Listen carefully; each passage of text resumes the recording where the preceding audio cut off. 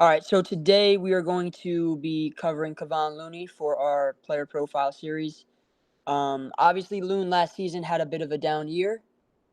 He struggled for much of the beginning of the season, and as it went on, he found himself out of the rotation. By the end of the year, he managed to find himself back in the rotation because he played well enough to insert himself and play about 10 to 15 minutes a game.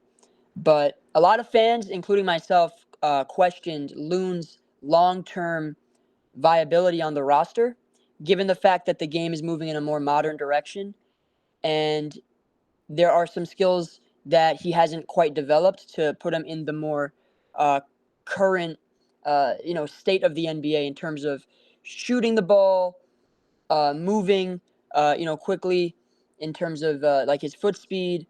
So he has some limitations that over the years we've been able to get away with, and I think we're going to discuss, not only his strengths, weaknesses, and expectations, but what he's done over this offseason in terms of, contributing to those things as well. So let's begin. So the Kevon Looney breakdown of last year, he played 74 games, 16 minutes a game last season. That was down from the year before. The year before in 22-23, he played all 82 games. In fact, he did that for the last 2 years prior. His minutes also went down by a significant amount. Over 5 minutes a game they went down by. So not only did he play less games, but he also averaged less minutes. Now, he also averaged less points, shot less efficiently from the field, averaged less rebounds, assists, and etc. And part of why that was because, again, when you find yourself out of the rotation, when you're not playing consistently, your numbers will also suffer and be a reflection of that from a production and efficiency standpoint. So Loon last season averaged 4.5 points, shot 59.7% from the field, 5.7 rebounds, 1.8 assists, and zero point 0.4 steals. Now, some of the strengths that we were able to kind of point out here and identify are first and foremost screen setting. One of the things that Looney does best, and one of the reasons why he's been a staple and a mainstay of the Warriors roster over these years and found a way to manage, 15 to 20 minutes of impact every game, is because he is the ideal prototypical system fit, right? In the motion offense, the way we play with it, which is flow and ball movement, player movement, you need players that can set screens to free those, other teammates up. Shooters like Clay, Steph, even Jordan Poole, at times in years past. These are, players that we've had, Kevon Looney help over the years. And this is both on and off the ball. So we're talking about dribble handoffs, down screens, and specifically chemistry he's built up with Steph and Clay. There's also, some sets we run in the low post for the split actions. These are things that are, a staple of the Warriors offense. And with Loon, he's so acclimated and so familiar with how we run our offense. So he's been able over the years to pick up on the nuances, to pick up on the details of how to free up shooters, how to create open space, and screen setting is a critical component to that. So he's as good as it comes when it goes. When we talk about screen setting, Draymond, Looney, those guys are the top of the line when it comes to that. Um, any other thoughts on that, Bubba, in terms of screen setting? Nah, I mean, you basically summed it up really well. Like again, I always like to say this, and I always emphasize this because the fan base always wants a big, but it's one thing to want a big, but it's really important that the big is able to do like things like Looney can, right? Setting screens, running DHOs, being able to do the post split action, right? And being able to make reads in the short roll. I will always, say that. Like, I know we want bigs, but we need a big that can do that, right? And that's why Looney sticked around, and that's why Steve plays him because he's just a great system fit. And, like, he has an underrated chemistry with Steph, He has a great chemistry with 100%. And Call Me Pookie actually asked a really interesting question. He said, "Do y'all think him getting leaner affects his screen setting?" What do you think about that? So we're gonna talk about, obviously Looney lost some weight this offseason, but I think that's an interesting question. So part of why Looney is such a great screen setter is because he got a broad frame, right? His frame allows him to create separation between the defender and Mm. the player he's screening for. And on top of that, like the advantage there, right? He also weighs like 250, 260. So he's strong. And being able to, match that strength and frame to create that separation is incredibly vital. It's crucial in terms of creating the advantage when it comes to whether it's a ball screen, whether it's a pin down, or, what have you. I think that's a great question. I'll say it affects it to some degree. Um, I don't think I it'll mean, affect it. he, I don't think it'll affect it in a great way, but I I do think think it can right. I mean, definitely like affect it to some he was degree. lean in 2022. Like in 2022, he wasn't that fat, and like he was still setting great screens. Right. I don't think it'll impact him. And Loon, when he came into the league, he was kind of scrawny. It really never affected him because like he understands the art of screening. He takes good angles. Angles really matter, Right. right? So I don't think it'll impact him at all. That's a good point too. There's a nuance to screen setting as well. There's the angles, there's the ability to understand how to position yourself to create that extra few degrees of separation. So Looney's his capability of understanding those details and those kind of like small nuances to this particular skill set, I think that's an incredibly underrated area to his game. And you look at his years in 22 and 2023, those seasons, he was incredible as a screen setter. He was, and on and off the ball, right? And I think as the years have gone on, he's improved in this element to his game. And it's incredibly valuable in our offense in particular, right? You don't see a lot of teams running off ball screens. Like when Steph is coming off of a curl or when he's relocating and, Loon steps in to set a screen on his defender to create that extra bit of separation. I think what he does in particular is unique and very, very specific to the way Steve Kerr runs his system. So, yeah, I mean, screen setting at the end of the day, like you said, chemistry with Steph and Clay. Obviously, Clay is no longer here, but Steph is going to He'll still learn that benefit from. chemistry with Buddy as well. Like him and Hmm. Buddy will develop a rapport as well. Because I mean, Buddy is gonna be used exactly like Clay offensively. So like he'll be that same guy in those pin downs, in those dribble handoffs, in those split actions, or he'll get the ball and he'll just quickly throw it and DHO right there, or he'll throw it beneath his legs and screen right.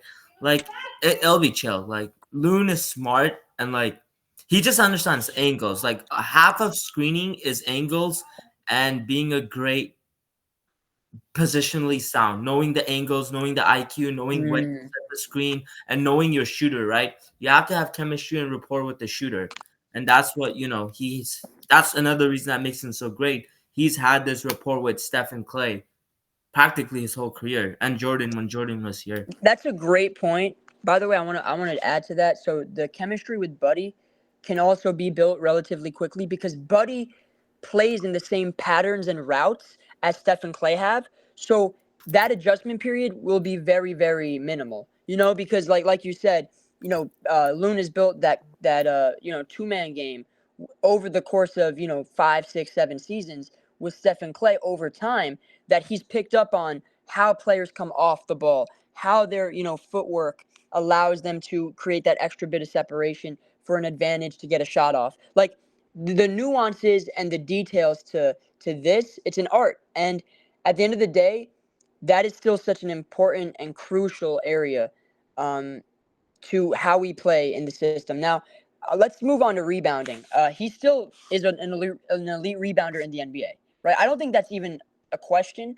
Even in the few minutes he played, which he played 16 minutes a game last season, he still averaged almost 6 rebounds a game. His per 36 is most likely going to be around 10 if you extrapolate that over the course of a longer sample throughout the game. So when you look at these numbers and you see that, he from a rebounding standpoint. And the year prior, don't forget, he averaged 9 rebounds. So even though his rebounding numbers went down, I still think it's something to be said about his ability to rebound a lot, even in a short amount of time. That's something that you can always count Looney on for. Rebounding, screen setting, those are, staples of his game, and those are critical components to, what he brings to the table. So offensive rebounds in particular are something that we've benefited from over the years, where he grabs offensive boards and kicks out to shooters, or gives us the opportunity to generate second chance points. And generating second chance points is super valuable in today's game, because when you look at how easy scoring is, right?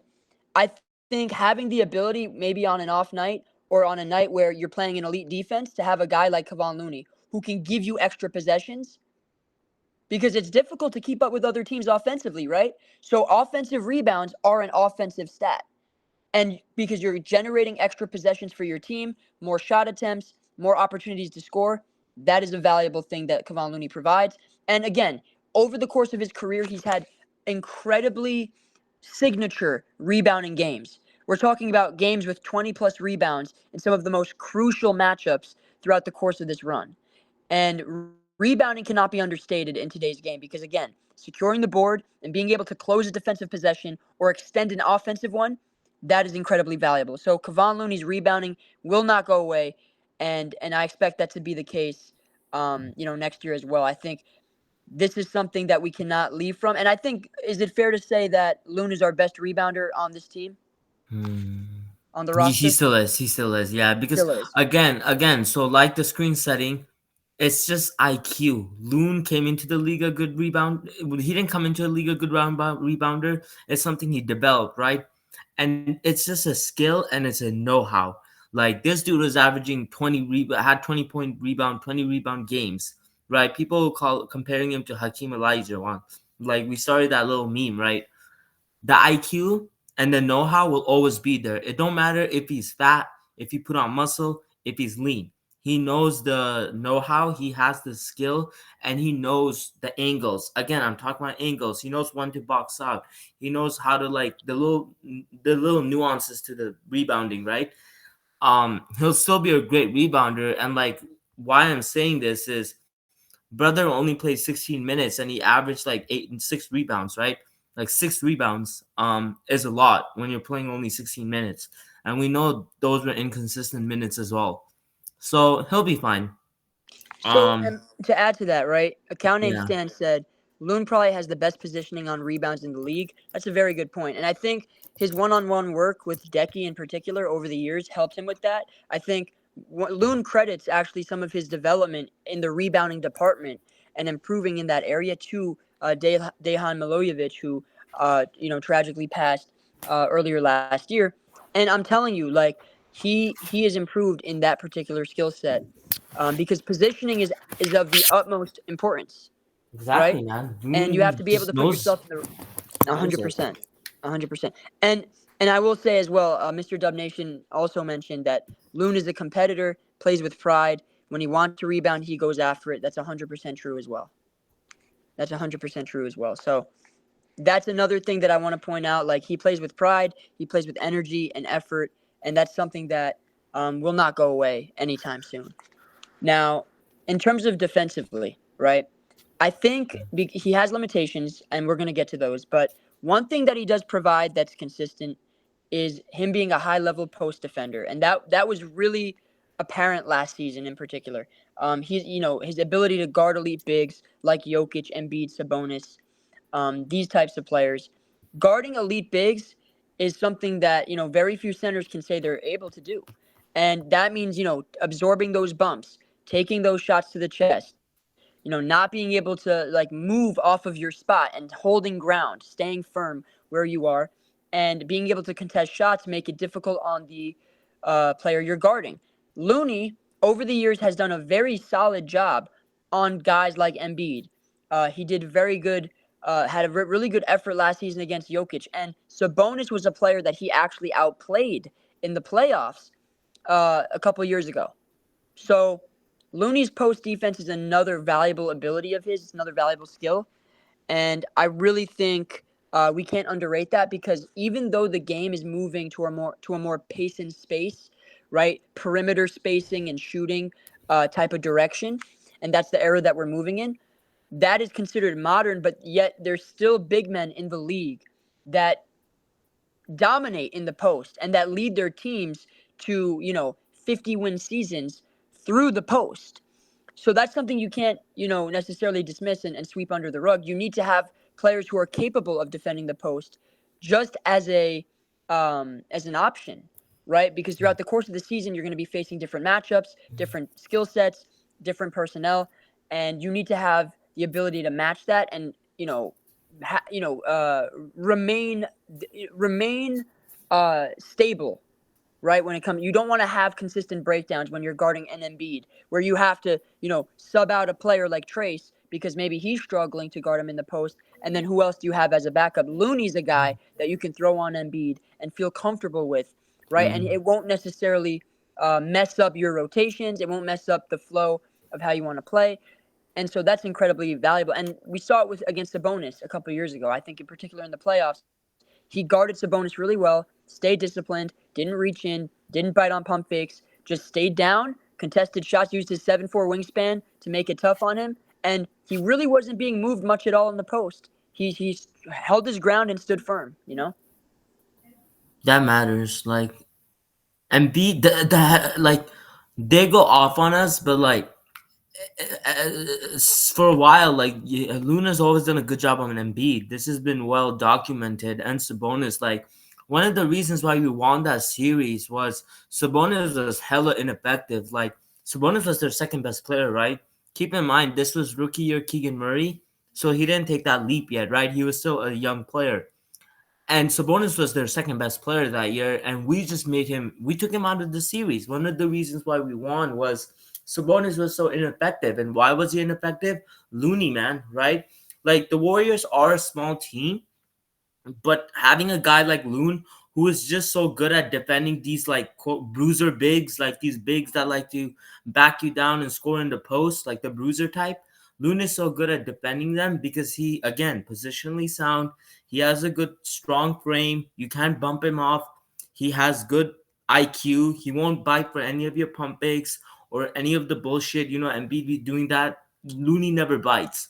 So that's why one of the reasons why we beat Sacramento was because of Loon. Loon just made Sabonis ineffective. Like, Loon was just so solid, and he outplayed Sabonis. He outplayed an All-Star, and that is valuable, right? So he still provides value, man. Even though, like, even last year that was a down year, he was still really good in the post. Like, he still had good games against Sabonis and Embiid. Like, he still had good games even last year against these quote unquote bruisers, right? A hundred So that's percent. Even why, I remember, like, there was a point in the season. I think it was against Denver on the road. It might have been the It was Christmas that Day first game. one. Oh, it was It the was first one. either Okay. that first one or Christmas Day because I know Draymond was gone and Loon was. We were like talking about it, like, yo, Loon's playing really good defense. 100%. Like, a lot of people counted out Loon early in the It season, was in which Christmas. That for so it good was that reason. first game. Yeah, it was the It was the first first matchup. matchup. Okay, yeah, Yeah, the he first knows. matchup. And a lot of people counted him out at that point in the season because he had just gotten off to such a rough start. And that's understandable because he wasn't playing up to standard. But what we realized was there is still value in having him be a body against a player of Nikola Jokic's caliber, right? Because he actually held up pretty well, and Jokic didn't shoot well in that game Yeah, at he all. did. Loon was really huge that game. Yep. And again, those bruiser type of bigs, those bigs that like to back you down. Like, we're already a small team, dog. Like, but having that guy is so valuable because he's just so fundamentally sound. Yes, I understand. He isn't 7 feet. He can't fucking block. He can't fucking lob or shit like that. I get it. But sometimes it just comes down to being fundamentally sound and having that IQ and having a strong frame, having a strong base and being able to take those hits and staying firm. He stays firm and he just absorbs those hits and he's fundamentally sound. He won't bite. He'll give a good contest and he does a good job, man. Like, we have the data. There's been so many years of us getting away. One of the reasons why we've gotten away with him being our big is because he's so fundamentally sound and he's a really good post I'm gonna defender. I'm gonna also add a word to that, Bubba, because I like that what you said. I'm gonna say he's also disciplined, Yeah, very that's the word. disciplined. Yeah, yeah, yeah. And You know. that's where the young guys struggle. Kaminga doesn't have that discipline. Trey sometimes doesn't have that where they bite Hmm. for these pump fakes, right? Trace and Nog do a good job against Jokic this year.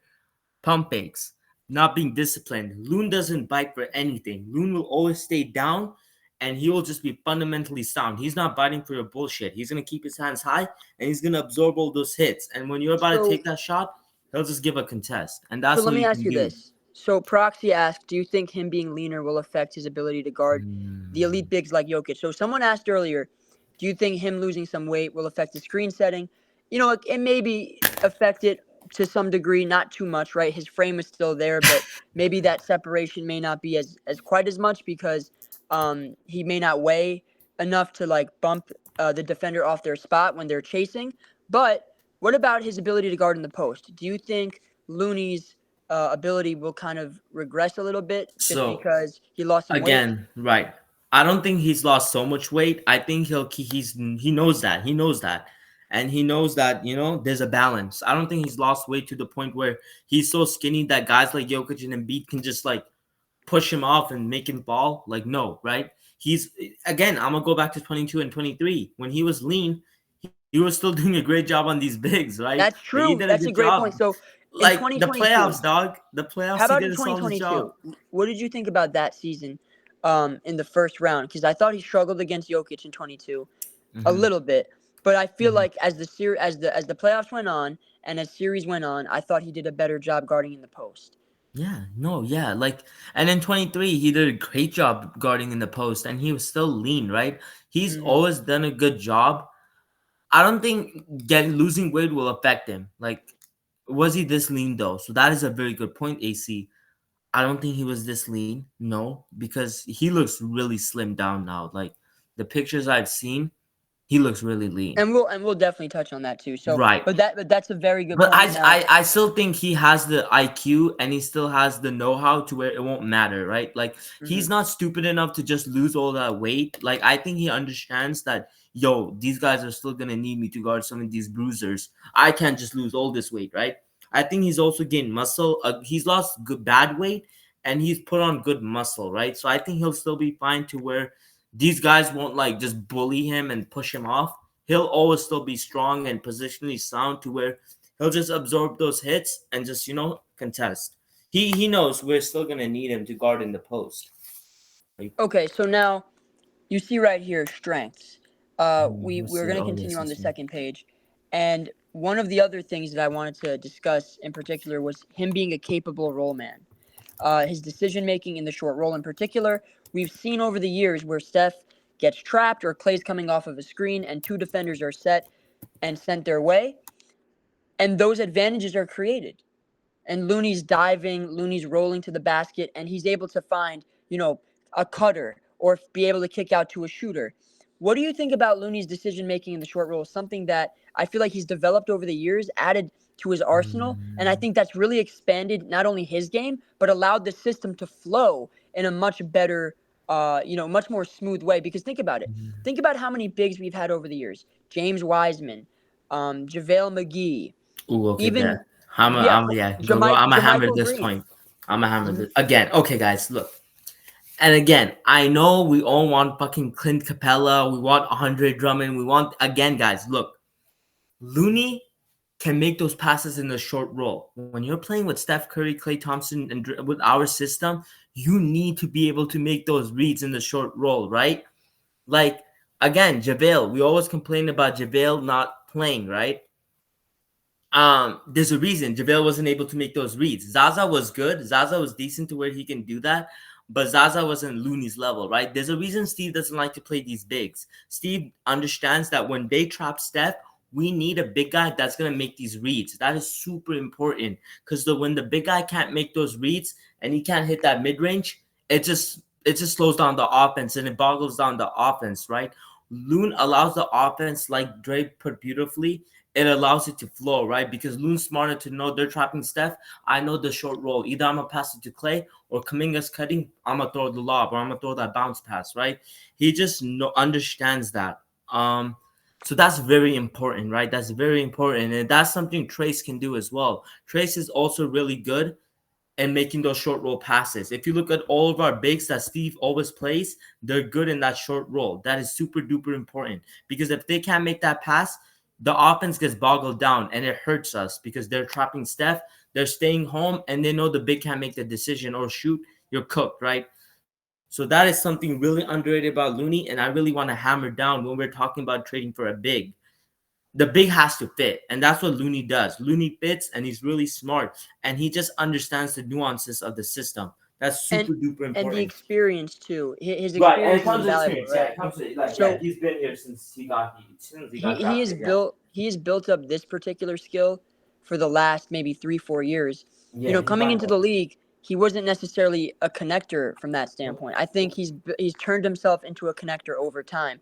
So I would say the one season that sticks out to me would be 2022, because in 2021 I still think he was a role player that was he rebounded, he was Yeah, scoring here and there, but he didn't really have like. 2022, the only reason he got the run he got was because Marquise got hurt, and then James was so bad, and James got hurt as Mhm. well that he had to play. Like in 21, he was never part of their plans. The plan was Marquise starts, and then James comes off the bench, and eventually James starts. But injuries kind of like changed the way, and Looney took advantage. Looney took advantage of that opportunity, and he got better at that. Right, he got better, and in 2022, he was a huge connector, and he was doing all those little things with Steph and Jordan, and eventually when Clay got back, that's So important, man. you see right here, right? And the short roll is such a critical component to our offense because, Mm-hmm. again, Steph, when they're running a ball screen, when he's coming off of a pin down, or when even with Clay, right? And two defenders jump at him, you want to have a guy that can make a quick decision, because that Mm-hmm. advantage is short lived. That advantage isn't going to last forever. Okay, you have a finite amount of space in a finite amount of time, and if you don't take advantage of the That's space true. and You're hurting the the offense. lane that's created, exactly, and then what that Yeah. ends up doing is it burns the shot clock, and it actually doesn't produce quality looks. Yes, So this yes. is what we have to do, right? We Especially have when to the league has had decades of film on us now. They know how to guard that. So being able to be quick decision maker is super important now, even now, and it's more critical. Being quick. 100%. And we have to put our bigs in that position, right? So understanding that the defense more than likely will sell out on the shooters like Buddy, like Steph, next season, we need to understand that Loon needs to have be fully equipped, right? The wherewithal to, make those reads. And I'm telling you, finding cutters, finding open shooters, that's incredibly crucial in terms of execution, right? If you want to execute, you got to have players that can connect lineups and make the right passes and, make the right plays. So now when it comes to being positionally sound, Looney, a couple of things that apply is him being early on defensive rotations. One thing is he's very capable of is being able to rotate on time and on target, understanding, what the scheme is, what the game plan is, and executing that to a T. Right? Plays very textbook defense, remains disciplined, and he's always reading the scouting report. That's something that he does. Draymond described Kevon Looney as the most professional teammate he's ever been around. And so those are high words, and that's high praise uh, about Looney. And I'm telling you, it reigns true, because what Looney does in terms of the defensive end, he may not be the fastest, he may not jump the highest, he may not have the best athletic tools or gifts, but one thing Looney does is he understands the schemes, he understands the strategies, and one thing he definitely does is he executes, right? And so being early on defensive rotations, understanding how to help, right? Help defense is absolutely crucial. Now, I feel like some of why Looney's defense suffered this past season was because he lost some of that foot speed. And him losing some of that foot speed, I think, kind of affected how effective he was defensively. And so that's what we really need to get him back to, is like once he can regain some of that mobility, I think that'll allow him to be more effective in executing the defensive schemes that we're trying to run. Another thing that he does is, in the post, doesn't bite on pump fakes, right? Maintains verticality. These are things that are absolutely essential to a positive defender, or even net neutral at the minimum, right? You don't want to send guys to the line. You don't want to make mistakes that are avoidable, right? So having verticality, playing textbook defense, being disciplined, all of this is important, and that's what Looney represents. He's also a veteran presence. I don't think you can underestimate the value of having a vet in the locker room. He's a team player. Willingness to sacrifice is unmatched. And Steve Kerr has described him, as far as, last year or two, as the moral compass of this team, of this roster. He's a guy that is a complete and total culture fit. And you need culture fits in the organization, right? Steve Kerr, again, high praise for him, right? Because Loon's willingness to take a step back, sacrifice his role, sacrifice his minutes and opportunity at times for the betterment of the team, buying in and willing to, mentor the youth, put them in a position to succeed rather than being protective and defensive about his position. Instead of that, he's going to go out in the offseason, work on his game, and improve, then try to maintain his spot during the season when he knows that he doesn't deserve to be out there. Because last season, he was outplayed by Trace, right? And Draymond was a definitively better option at the five. So there wasn't much time for Loon at the early stages of the season. So he found himself out of the rotation. And so he's a team player. He's going to be a positive locker room force, right? He's going to always empower his teammates, put them in the right spots. He's not going to withhold advice or information or pointers to help the team. He's all about winning. He's all about the team. And you need players like that on the roster if you have aspirations to win a championship. So, again, he represents, everything that it is from a cultural standpoint in the organization. And that is partly why he stuck around for so long, because that's exactly what he's all about. I just want to give him credit as well. Like, I know we don't like Loon, and like rightfully so. There's rightful criticism with him. He was bad last year. He was bad. But I want to just point out that when Loon was the one vet, when a young guy was ready to take his spot, he didn't complain once. He did not even let you feel it. He supported Trace, and he even empowered Trace, and he was helping Trace, right? Like, he was teaching Trace, and I think this year he will be more of a mentor to Trace, and he will help Trace a lot. Exactly, didn't pout. When Potts was ready to replace Clay pouted, and Clay complained, and we saw how much of a mess that was this year. When Jordan should have continued to start. But when Clay came back, we've heard things from multiple people in the community that are tapped in. They've said that Clay made a big scene out of it and he wanted to start, and it was a huge friction. And Steph had to come off the bench in order to let both of them start. Their egos, Clay's ego wasn't able to be, humbled for the young guys. Loon is that one vet who just saw that this young guy is better than me. He accepted it and he helped the young guy. And I feel like this year he will help him even more.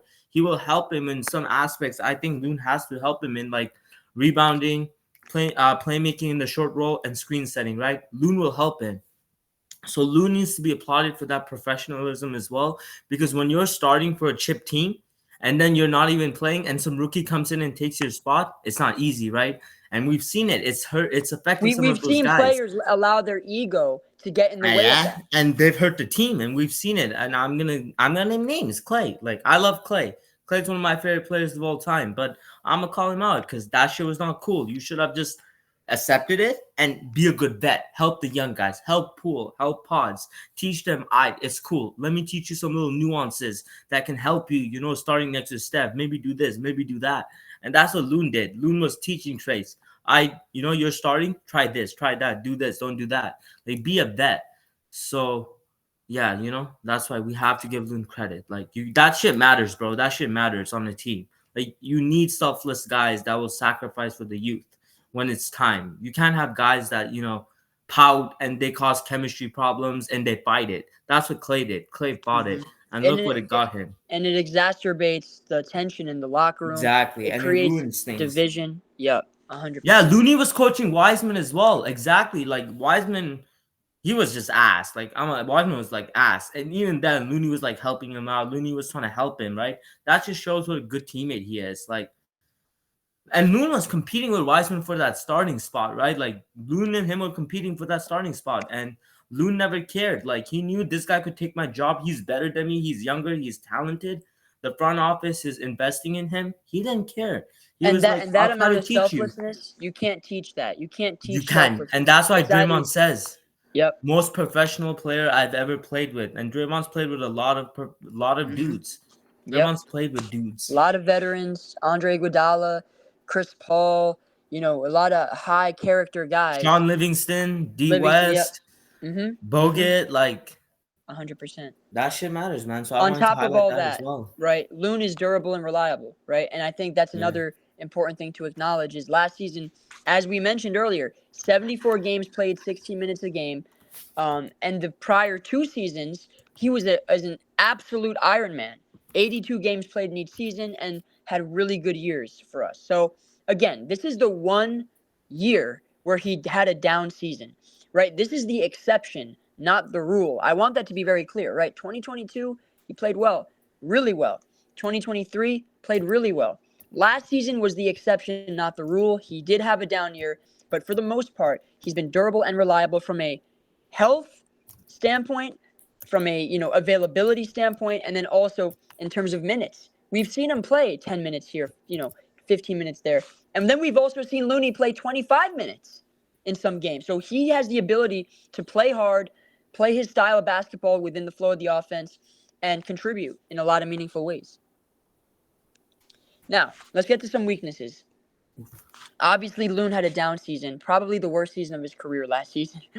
And, one of the things about him that we should mention is that he is an undersized center, right? And I think the league, one thing that I've pointed out is the league is moving toward the direction. It's trending towards size and skill, right? So it used to be size in the 2000s. Then in the 2010s, it became about skill. The 2020s is going to be all about the combination, the hybrid of size and skill. So you see players like Wemby, Chet, Porzingis, Lowry Markkanen. These are players that you can name that are 7-footers. Even Kevin Durant, Paolo Banchero, Giannis, right? Think about how many players that have positional size that are also super skilled and have very little flaws and holes in their game, right? Multi-dimensional. Embiid, Jokic, absolutely. Embiid and Jokic have been winning MVP every season over the last 4 years, right? So you look at the fact that the league has been dominated by size and skill for the 2020s, for the in terms of who's winning MVP, who's winning championships, right? Giannis, Jokic, right? These are the players. Now, Steph Curry is obviously an exception to that rule, but that is the general trend of the league. And so Looney is undersized in a league that has positional size and skill that's dominated by that archetype of player. He is not like a 6'11", 7-foot big. He's 6'9", and he came into the league at 6'9". He was a 4. He was a power forward. It is important to acknowledge that Looney came in as a power forward and now has evolved into a center, into a 5. And so that's one thing I want to point out that, is something that he's struggled with over the years. At times, sometimes you can argue it's to his advantage that he's undersized, right? But at other times you could say it's not, it's not as much of an advantage. Now, even more glaring is that he has offensive limitations. This is even more of an issue than anything else. And these offensive limitations have been the case for a few years now. And I don't think we've really were able to appreciate the full effect and the full impact of these limitations until last season. I think last season was the first time as a fan base we were able to kind of process the degree to which these limitations hold us back. And so when you look at the fact that Looney's not quite a perimeter or low post scoring threat, he's not someone that's going to space the floor, and there's not a lot of lineup versatility that we can provide with Loon because you can't, play him next to Draymond anymore. That combination of Draymond and Looney is no longer viable in today's game.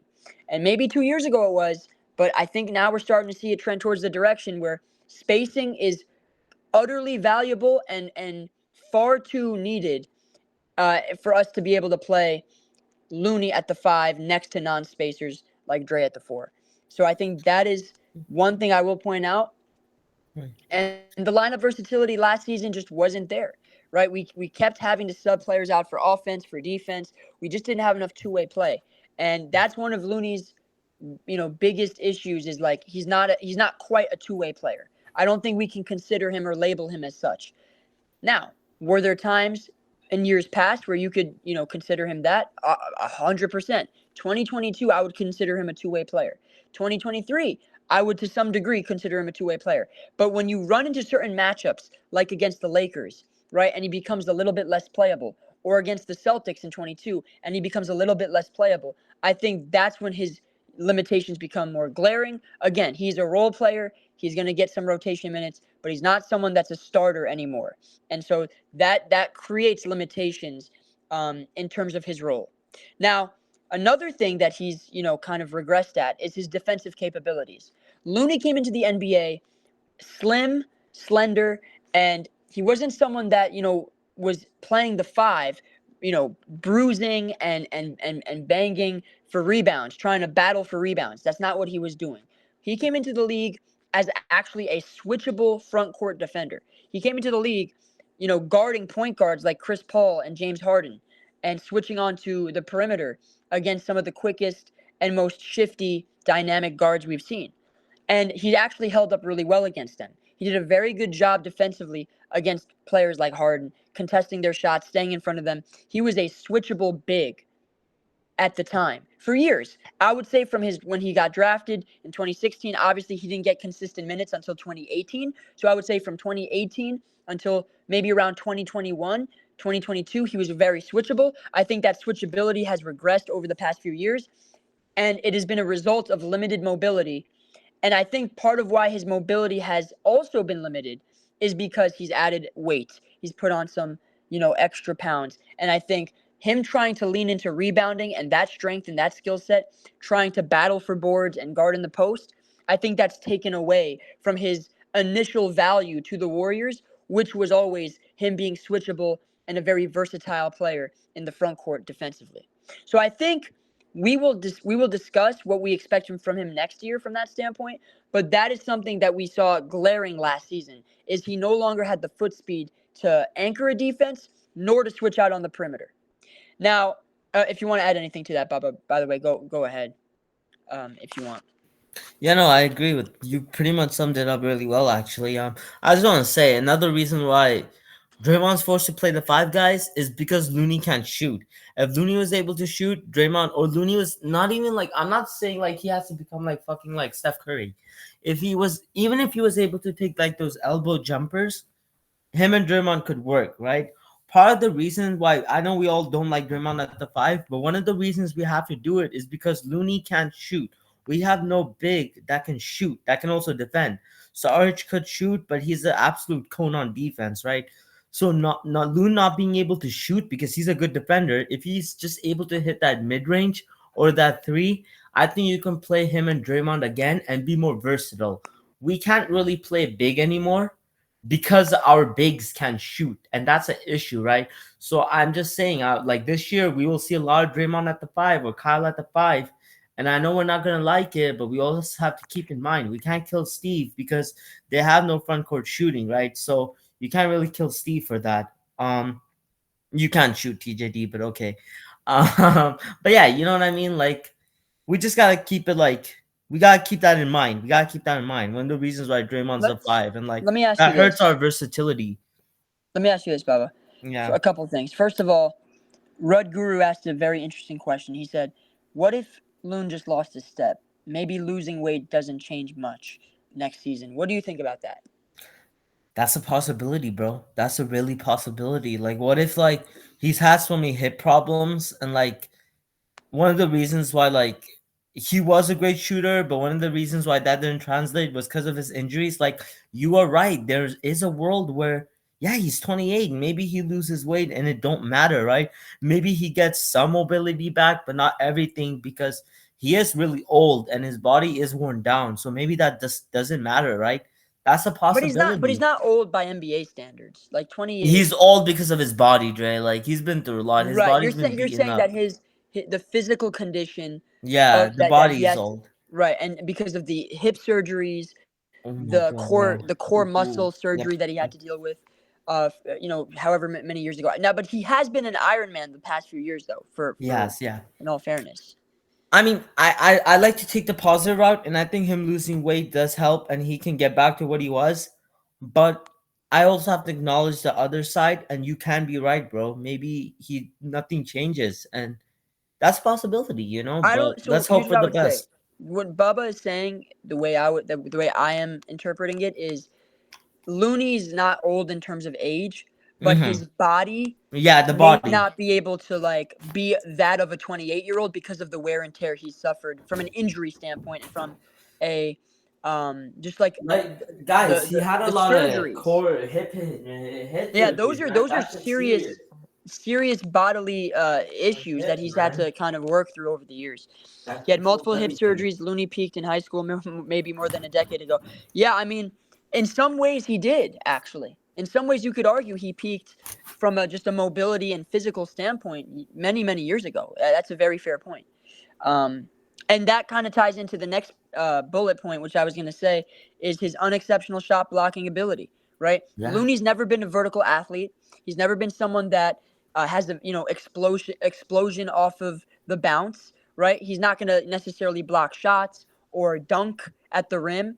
I think those are things that that's why he's leaned into the pump fakes all these years because his hips, his core, none of that has ever been entirely right. It's never been 100% and fully healthy. So he's had to kind of navigate through these, kind of breakdowns in his body and these injuries. And I think, again, he's done a very good job managing it, but it still has held him back from a physical standpoint because that vertical explosion has not existed at all during his time with the Warriors. And so whether it's, finishing at the rim or whether it's blocking shots at the basket defensively, neither of which have taken place for Loon over the years for that reason, right? His body just is not capable of that athleticism, and he just doesn't have the gifts of a Trace, right? Who is a above the basket finisher. He's a of someone that finishes above the rim.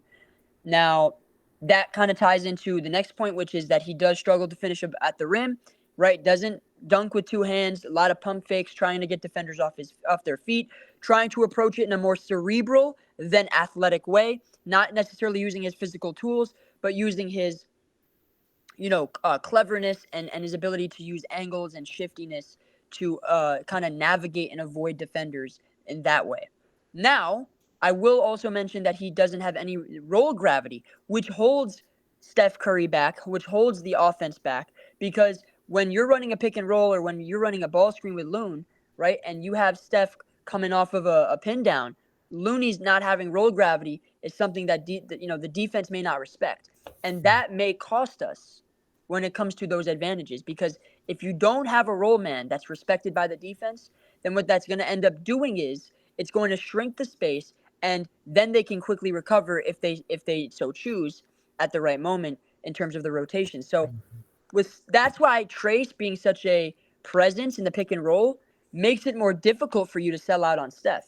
So part of why I will say Steph has played in the phone booth over the past couple seasons in particular is because players like Looney don't necessarily have the scoring gravity that you need, especially in the front court.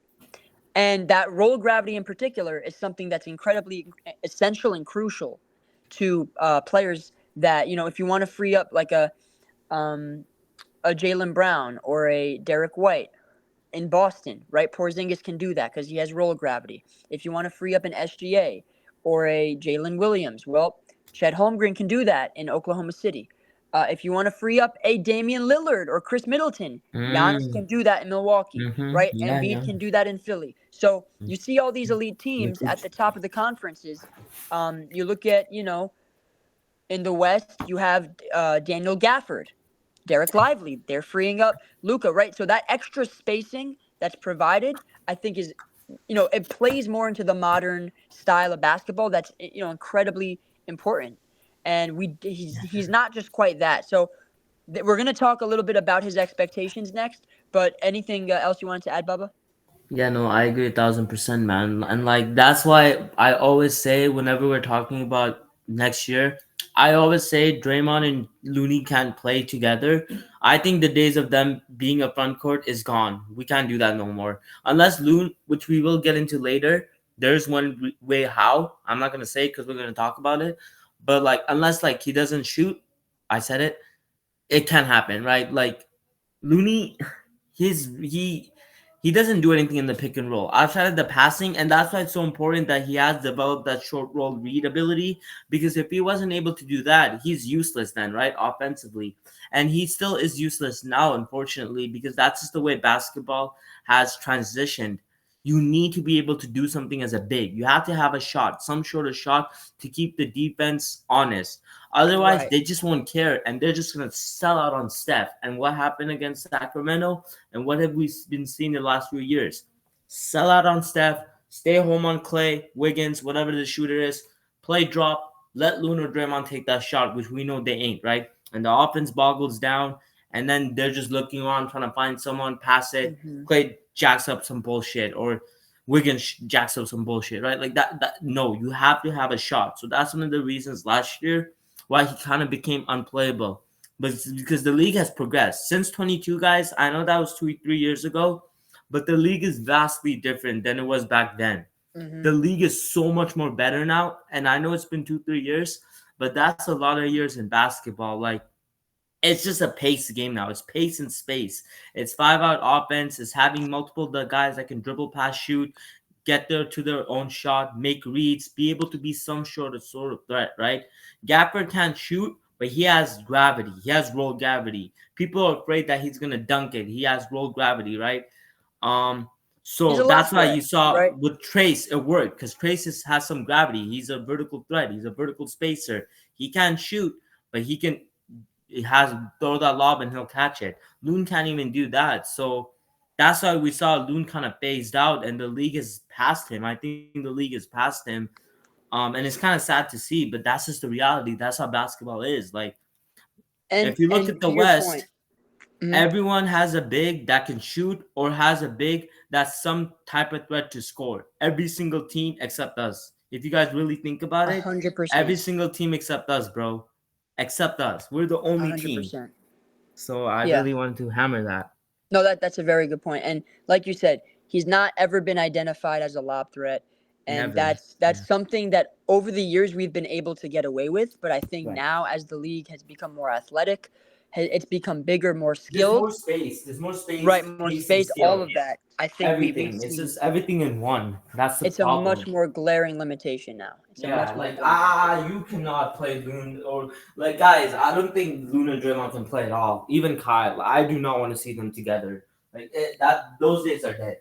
So Stop, get that out of your mind now. let's move on to expectations. I want to get your thoughts on what we all expect for Loon, and let's start with the fact that I think he will get consistent rotation. He'll have a consistent role and minutes at center next year. Now, I don't think it'll be as inconsistent as it was last year. I think he's going to play more often. I think he's expected to be in the rotation because one, Steve does tend to favor Loon. He does tend to lean towards Loon and his skill set, what he provides, the value for a variety of reasons, right? One of which is the fact that Loon has been a staple of this team for many years. So the experience, the familiarity, the understanding, and just the fact that he's an instant fit. I think Steve is also aware of the offseason Looney had, which we can get more into depth about now that we're on expectations. I think now we can factor in what Looney has done in this offseason and what he's actually added to his game, what we're, kind of anticipating going into next year. And so, me personally, now, do you expect Loon to have, a consistent role and minutes at center? I'm not saying anywhere from, 20 minutes or so, 15, 20, but maybe around 10, 15 or so, I can definitely see. Do you? Definitely. I know we're gonna talk about it later. I mean, shit, you guys can read the slides. So if he does the things we have, Dre put on here, he'll definitely play because, again, he has one thing that Trace doesn't, and that's his chemistry with Steph. Because at the end of the day, Steph's also gonna want to play with him. Because, dude, they're just those little things, and that's why Draymond to this day is valuable. Sometimes, dude, it just comes down to chemistry, and it comes down to do you have a rapport with the guy? There's just some shit Loon can do that Trace can never. Trace will eventually do with more playing time, but there's just some shit right now Loon can do that Trace can't. Loon knows I have the ball, I got the rebound. He just knows throw right there. Steph is there. He just knows Steph is coming. The angle, set this angle, set that screen beneath the leg, dribble handout right away, DHO, or in the short read, His he knows Steph's there. processing, The 100%. processing is there, the IQ is there, and the know-how with Steph, and that matters, right? Because obviously Steph is everything. Steph is the engine. And So it if he comes can more just natural. do, It it's comes more natural, natural because he has the exactly. So, yep, experience. He has had the reps over the years. yeah. And And so I'm going Well, to say if he this, can right? just add some of these things we put, I think he'll play 15 to 20 minutes because I know Oh, Steve, 100%. I So know that's my what coach, yeah. and I know Yeah. if Looney can even hit a mid-range dog, Steve is like, I fucking, I'm playing him. He's playing 15, 20 minutes. Like, he's Bubba, facing something. to that And, point, like, right? it's going to happen. Because I do agree with you. I personally agree with what you're saying in terms of the 15 to 20 minutes. So I think at first it's going to be a situation where Looney has to build that, Show that momentum. it'll Yeah, translate. Show that the offseason will translate. 100%. Like, so I think it'll be a bit of like a prove it situation where he needs to show like and demonstrate his ability to stay on the court and be a positive and be effective. And But I that think won't be for long. That won't be for long because he does have a rapport with Steve and the court, and that matters, right? He has a yeah, rapport with him, but and I he think beats. I think once that momentum is built, and once that kind of over time adds up, and he's able to show over a large sample size that he can be a solid and consistent contributor, then I think what we're going to end up seeing is, um, I could see then 15 to 20 minutes, right? So I think at first we'll see a more conservative approach, given how he left off last season, 10 to 15 minutes. But I think as time goes on, as he proves, if that does take course the way we may expect it to, if he proves that he can be consistent and reliable and a positive, then he will see more playing time, anywhere from 15 to 20. And that's why I'm expecting ultimately a consistent role and minutes at center. Um, Now, this is the one thing I wanted to get into the most. One of the biggest expectations that may be a drastic change from what people traditionally know Kevon Looney for and are familiar and are aware of his skill set is his improved spacing on the perimeter. And what I'm going to say to that is this ties into, if you guys haven't seen yet, or if you guys don't know yet, Looney has been working on his game tirelessly this offseason. He's added a jump shot in the mid range. He's been working on his corner threes above the break. He has been expanding his game, his repertoire, and his arsenal, trying to add and modernize his style of play to try to evolve, right? The evolution of Kevon Looney has been from a switchable mobile big to a rebounding bruiser, now to a more modern kind of kind of offensive leaning two-way overall big. So I think that's what Looney's trying to do is he's trying to add to his offensive game, become more of a threat, right? One thing I'm expecting next season is a mid-range in the short roll. So, for example, if the defense is overplaying Steph can throw a little bit of a backwards bounce pass, a little bit of a shovel pass to Loon behind him. Loon at the elbow, at the nail, pick and pops and shoots that. We've seen him do it in open runs.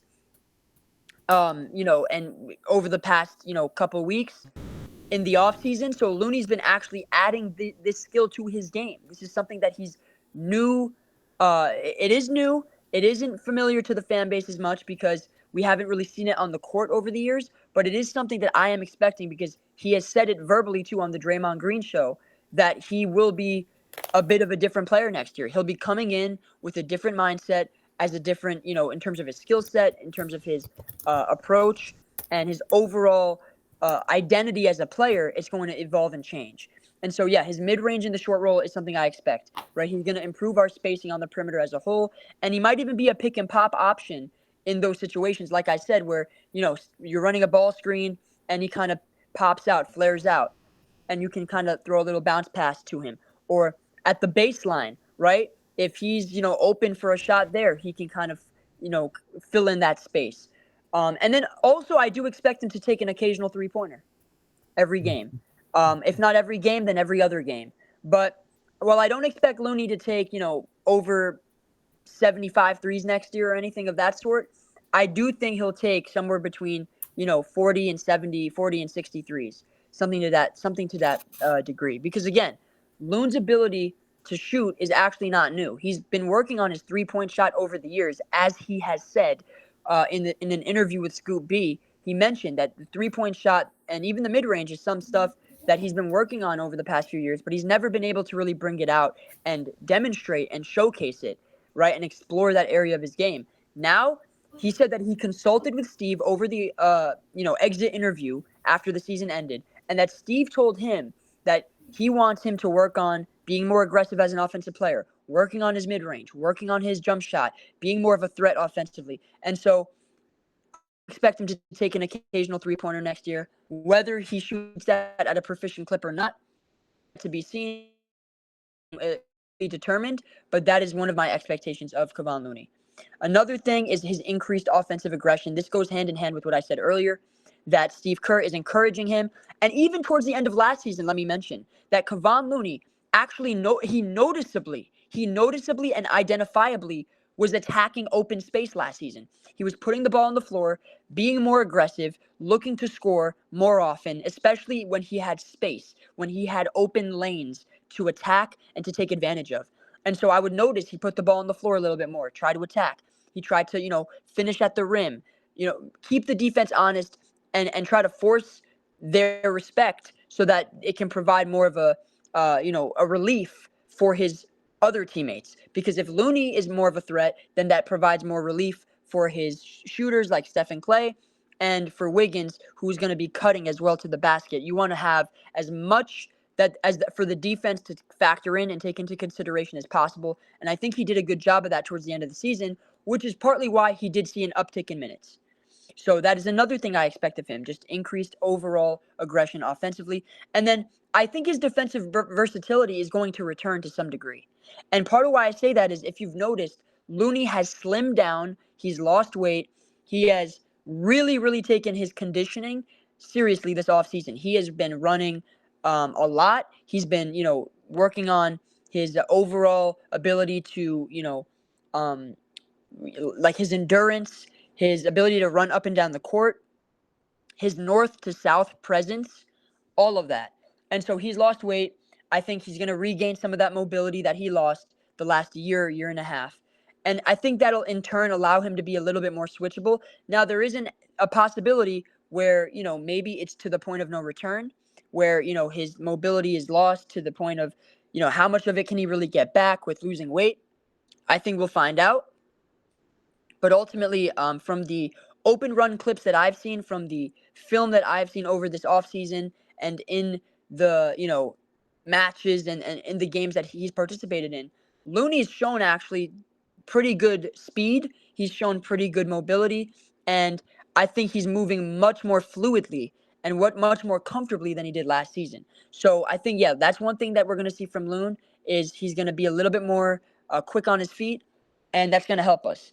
His intangible value is another thing that I think every season we've expected, and that is not expected to change. Hit boxing out, screen setting, team ball. We didn't even mention boxing out earlier or get into it as much, but having a player like Loon box out, be a presence, put a body on a big, we need that. You need to have that in the NBA because that presence is very, very, very vital in terms of closing defensive possessions and securing the rebound. So boxing out is a crucial skill set that he has as well. If he doesn't get the rebound, you can be damn sure he's boxing out and putting a man on body. And then last but not least, but his leadership role, right? Being a mentor for the youth, passing down knowledge to young players, being a locker room presence. All of these things are things that I'm expecting of Loon because these are things he's done over the years. He's done it dating back to when we drafted Wiseman all the way till last season with Trace, right? Looney is a veteran that cares about winning. He cares about his teammates. He cares about putting them in a position to win and succeed. And because of that selflessness, because of that mentality, they've benefited from him. And so Looney, I expect that to continue next season. Being a mentor, being someone that, puts them in positions when maybe he's sitting on the bench or is in foul trouble or isn't really in the rotation, he can give pointers, he can provide advice that they can take and carry with them on the court and excel at, right? And being a locker room presence is incredibly vital and crucial as well because you need to have guys in the locker room that can command, the roster and be a voice of reason, be a respected voice. And I think that's what Looney's been. I think that's what he's provided over the years as well. You need to be a guy that people are gonna listen to. I'm gonna keep it a bug. I don't think any. I think the vets respect Draymond. I think Steve, Steph, Clay, they respected Draymond. But the young guys, I think that Loon is so vital. I think another reason why Loon should stick around is because of that locker room veteranship presence, right? Like, do we really think the young guys are listening to Draymond? I don't think so. Maybe Kaminga, maybe some of them, they respect Draymond. They listen to Draymond, but I don't think they respect him, right? It's important for the young guys to have a vet they can respect and someone that'll demand attention. I don't think Draymond demands attention. I think they all think he's a fucking clown, but they're just not gonna say it, right? But Loon is one guy everyone respects, right? Like Trace has talked about him, Moody talks about him.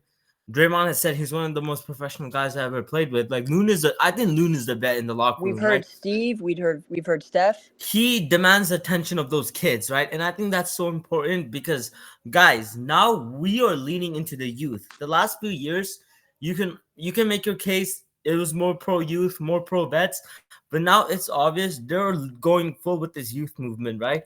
So having a guy like Looney is super duper important because now you're leaning into that youth, and that youth is gonna be featured a lot in the rotation and the games. You need a guy that can demand their attention and keep them in check and, keep everything running smoothly in the background. And that's why bets are super important. We've seen when you don't have bets, what can happen to a young team. Look at the Hornets, look at the Rockets, and look at the Memphis Grizzlies, right?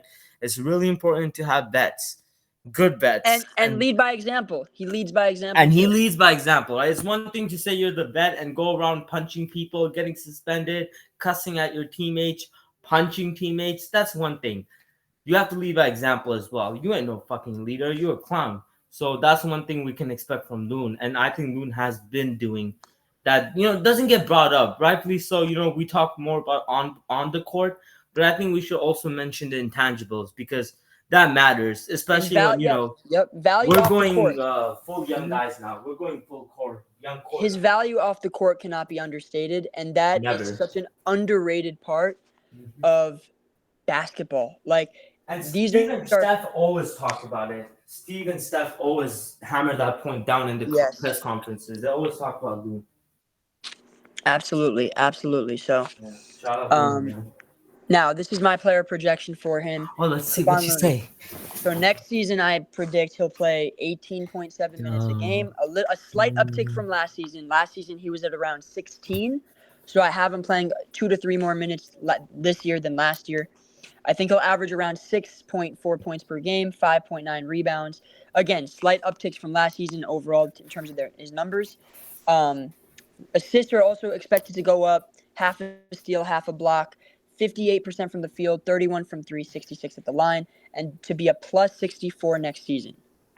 Loon Muse actually. So we have Loon Muse in the chat. He said mine was basically the same. Look at that. So shout out to Loon Muse in the chat. By the way, make sure you follow his Twitter if you haven't already. The number one Looney stan account, number one Looney fan account in the world. And yeah, so he actually says that his is around the same. This is kind of what I figured, right? So he's gonna, I don't expect him to play a ton of minutes next year because I still think Trace is, as good, if not a better option. I think Draymond as well, is gonna be playing the 5. But I think Looney is improved over this offseason. I think he is going to be a better version of himself next season. And I also expect him to not only play more, but to produce more and to be more efficient. And he's going to take threes. He's going to take shots on the perimeter, not just threes, but also mid-range shots. And remember, I've been saying this for weeks, right? The first notification I pumped out, maybe like a month ago, was about Looney taking jump shots. And I said, watch out, he's going to take threes. Next thing you know, he did an interview with Scoop B not too long ago saying the same thing. And he's having workout clips, out in the open about him, him working on that corner 3 ball, shooting those pick and pop mid-ranges in the open runs. So this has been the case for a while now. And so what do you think of the attempts? I know you didn't put that. How many threes does he attempt? That's a great question. My opinion in terms of attempts is going to be around 1, maybe slightly less. So anywhere from like 0.7 to 1, somewhere around there. Yeah, I think that 31% is solid. Yeah, if he can. So yeah, Looney Muse says 0.8 to 1.2. So that's around what I'm expecting. Wow. Okay. Yeah, he needs to hit that mid-range though. That mid-range gotta be in his game. That elbow shot. I feel good about this projection, man. The last 2 projections I've made with Lindy and Loon Muse, or Looney, I feel very confident with.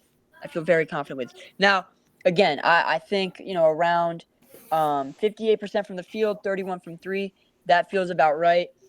Even though his field goal percentage last year was around 59, I think Looney leaning into more of the jump shot is going to be something that maybe drags his percentages down a little bit less, if that makes sense. You know? Now, Ye- Looney Muse says, I have a prediction of him having a game where he hits 3+3s in a game, probably near the end of the season. I can definitely see him uh, being a volume shooter here and there, because I'm telling you, like, there might be games next year where Looney's attempting 8 to 10 shots. I mean, he typically doesn't attempt more than 4 or 5, but there could be games where he takes 8 shots, 10 shots. It's very possible. Um, and so I'm excited. And I think this was a very good breakdown. It was a very good way to kind of lean into the season. And Kevon Looney, the offseason he's had has been incredibly productive. I think he did a very good job of working on his game, trying to round it out, getting back into physical shape, adding different elements and different skill sets to what he already has, trying to evolve and become a more modern player. So, because of that, I think he deserves a lot of credit. Obviously, we have to see it translate on the court as well. So, we can't just write the chapter before it takes place. But I think this next phase of Looney's career is going to be one that we can look back on and say, he changed the trajectory of his career, and I think that's what's going to happen next season. So I'm very excited for him in particular. I know some people may be more skeptical or may not believe in him as much, and that's perfectly fine because at the end of the day, he did have a down season last year. But nonetheless, my expectations are optimistic, and I'm looking forward to seeing what he does. So shout out to Bubba, man. Appreciate everybody in the chat for this breakdown, and we Shout out can to you, Dre.